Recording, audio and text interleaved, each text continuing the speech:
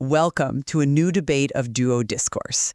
Our subject today is, well, it's the profound historical and frankly existential transformation that's being caused by this fundamental shift in how information moves and is processed.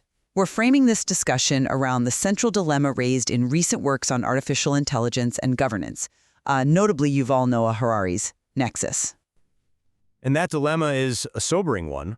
Harari asks why, despite our name, Homo sapien, the wise human, we seem so perfectly poised for technological and ecological self-destruction. I mean, the sheer speed of AI development is forcing us to ask not just what we can build, but whether we actually possess the wisdom to manage it. Exactly. So the core question before us is this. Does the rapid ascent of artificial intelligence represent a manageable technological challenge? One that's solvable through robust political regulation and our self-correcting institutional systems? Or does AI pose a more fundamental, moral, and spiritual crisis that threatens the very definition of human meaning and agency? I'm going to argue that the primary crisis here is deeply moral and spiritual. It challenges our capacity for wisdom, for truth, and for purpose in a world that's increasingly governed by these hyper-intelligent, non-conscious systems. And I will counter that. The immediate, and I think the most critical threat, lies in AI's unprecedented ability to centralize political control and to autonomously manipulate narratives. This makes it fundamentally an imminent political and democratic crisis that demands enforceable global regulation right now. So let's begin by clarifying why AI is fundamentally different from every information revolution that preceded it. AI is distinct because it functions as an agent, not merely as a tool. If you consider the printing press, it couldn't decide what to print. A nuclear bomb cannot choose its target. AI, however, is capable of independent decisions and actions based on the goals it's been programmed with. I agree that the shift from tool to agent is revolutionary, and it introduces a completely new level of risk. This agency, it allows algorithms to autonomously maximize very specific goals, like maximizing user engagement or selling a product, often regardless of the real-world consequences. And the consequences are already catastrophic. The danger isn't theoretical. It is realized political violence. The Facebook algorithm in Myanmar, for example, was just programmed to maximize engagement. By autonomously prioritizing emotionally intense, polarizing content, which in that case often took the form of hate speech targeting the Rohingya, it directly contributed to real-world persecution and violence. The algorithm, the agent, it made the decision to amplify hate, and that led to tangible human suffering. This is the genesis of what you could call algorithmic totalitarianism, where total surveillance and centralized control are managed not by human dictators, but by non-human systems maximizing opaque goals. If this goes unconstrained, it will lead to a new Silicon Curtain, dividing the world based on who controls the surveillance technology, not just on ideology. Right. Well, that political outcome, the rise of unprecedented centralized power, is a horrifying prospect. The underlying vulnerability is human, not just technological. Our societies, they rely on what we call intersubjective realities, shared stories, myths, religious narratives that enable large-scale cooperation and social order. These fictions are often more compelling and frankly more necessary for cohesion than objective truth. And those fictions are now being synthesized by machines. Precisely. For centuries, these stories, however flawed or manipulative they were created and iterated by human consciousness. AI threatens this very foundation by becoming hyper-intelligent at creating and controlling these shared fictions, whether that's through propaganda, deepfakes, or even generating entire systems of bureaucracy. I mean, if an AI can generate profoundly moving poetry or compelling art or perfectly mimic emotional intimacy, all without possessing a single flicker of consciousness or feeling, it fundamentally erodes the distinction that gives meaning to our creative and our relational lives. We risk becoming mere cogs or worse, pets in the efficient, non-conscious network that we designed. The crisis is whether human wisdom and spiritual purpose can survive being made subservient to mere computational efficiency. I see that. While the erosion of meaning is a profound concern, We just can't afford to get lost in the metaphysical when the Democratic House is on fire today.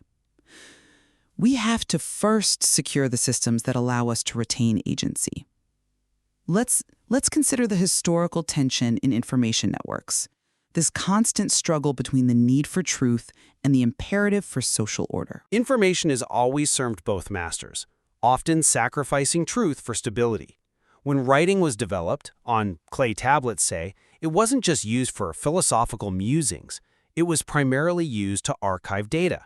Sure, it strengthened individual property rights, yes, but critically, the ability to maintain complex tax records in distant archives, it vastly increased the centralized power of distant kings. The more information they controlled, the more efficiently they could exert centralized authority over dispersed populations. Information, historically, is a building block of society that is just inherently prone to being manipulated for power. And history shows us that increasing the volume of information does not automatically lead to enlightenment.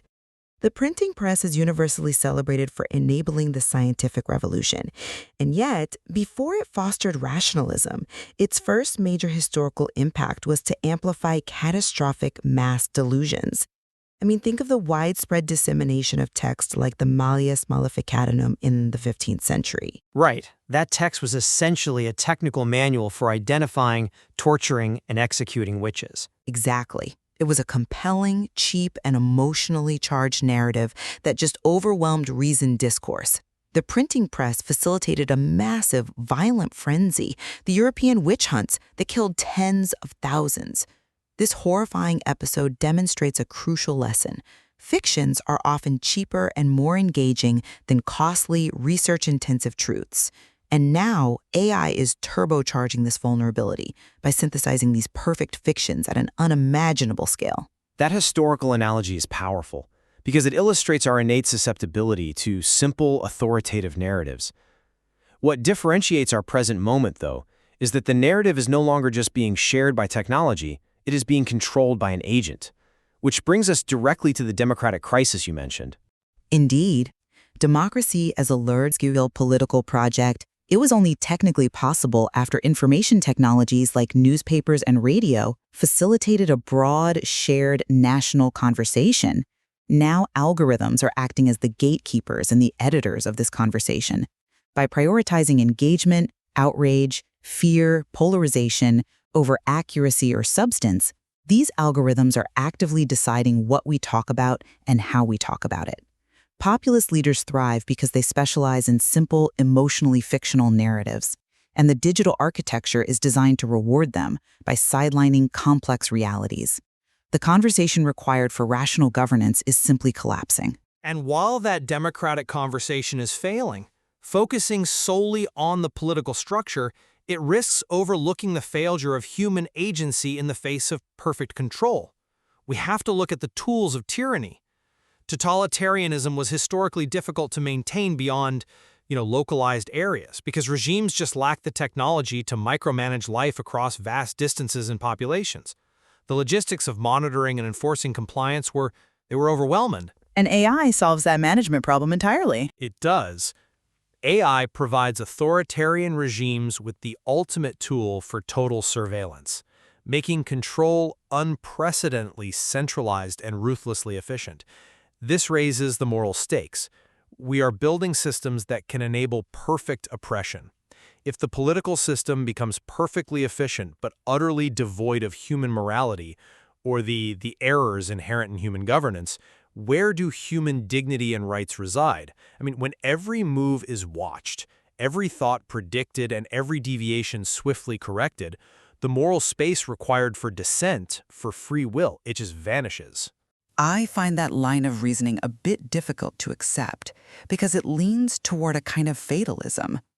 If we focus only on the efficacy of tyranny, we neglect the need for political solutions and institutional resilience.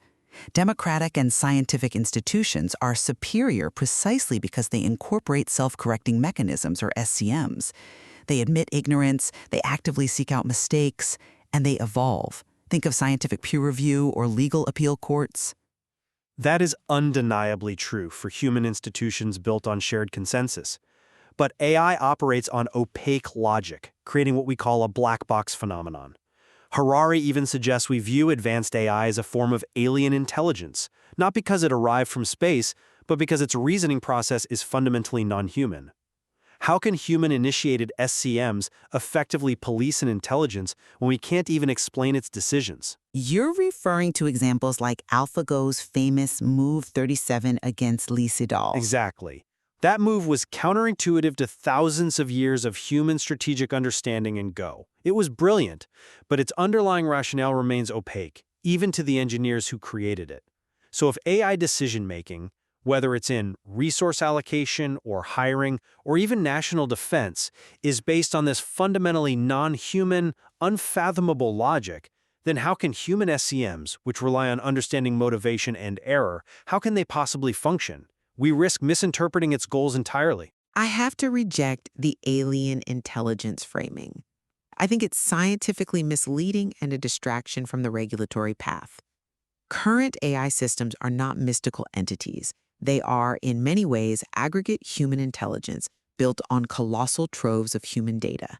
They are sophisticated prediction machines built on human content, and therefore they are still highly responsive to feedback and accountability measures. But the sheer volume of that data makes the output opaque. The complexity exceeds our human capacity for oversight. That is why the solution is regulatory. We must insist that SCMs can and must be implemented through rigorous development methodologies. The regulatory path should insist on mechanisms like the EU's proposed right to an explanation regarding AI decisions. We have to force transparency and accountability on the builders, requiring them to reverse engineer the why of the black box, rather than simply resigning ourselves to not understanding it. And the problem of holding corporate power accountable, it becomes even more complicated when we consider the global geopolitical race that's driving all this development. That brings us to the urgent need for focused governance. The AI race is fueled not just by profit, but by fierce geopolitical tension, the US versus China. And since AI transcends national boundaries, global cooperation is essential. Yet competitive development makes it almost impossible. We need policy fixes that are simple, enforceable, and address the threat to social trust. What specific policy interventions would you prioritize over, say, a universal basic income to counter job displacement?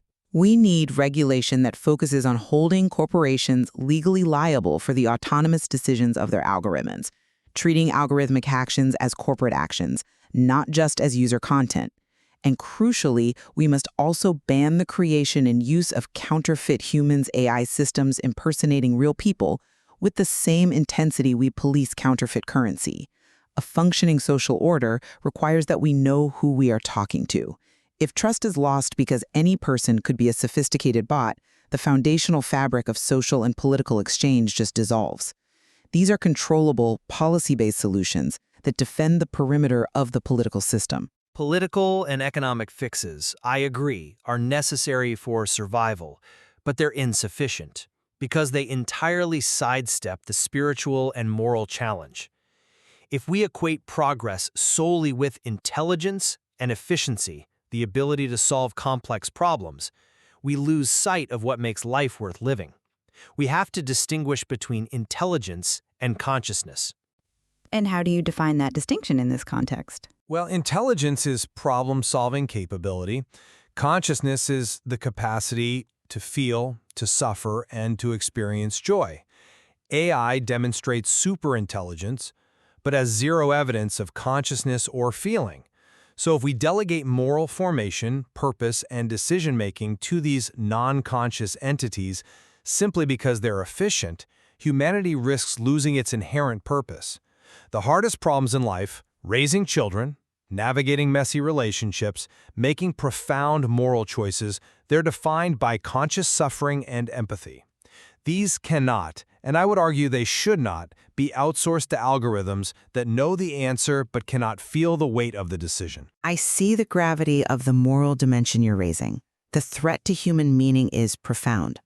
But we must first survive the immediate political and democratic threats posed by AI's newfound agency and centralized power. If we lose control over the digital architecture of our world right now, the spiritual crisis will simply be accelerated under a system of algorithmic control that allows no space for human autonomy or wisdom to flourish. The solution, I think, lies in building strong, accountable institutions and regulations to contain the immediate political threat. And while I agree that political containment is essential, I maintain that legal and political mechanisms are insufficient if we lose our internal capacity for wisdom, which is distinct from mere intelligence. The ultimate choice lies not only in regulating the speed of AI development, but in cultivating human integrity and moral clarity. We have to be intentional about how we use these powerful tools. In this flood of information, we must be as mindful of the content we consume as we are of the food we eat, ensuring we feed our minds wisely to prevent AI from becoming a perfect vehicle for our own self-destructive tendencies. We must focus on the cultivation of consciousness before the pursuit of yet more intelligence.